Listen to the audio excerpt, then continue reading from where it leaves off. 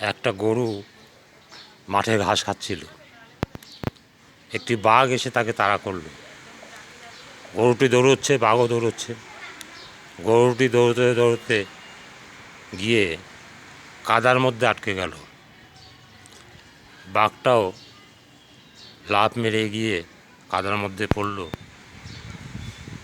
দুহাত দূরে আটকে গেল।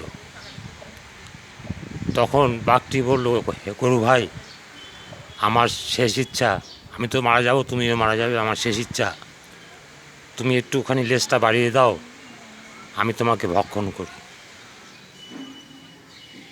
গরু বলল, দেখো ভাই, তোমার খুব স্বাদ জেগেছে আমাকে ভক্ষণ করা, কিন্তু তার উপায় নাই, কারণ আমার মালিক আছে, আমার মালিক কিন্তু আমাকে খুঁজে বেড়াচ্ছে।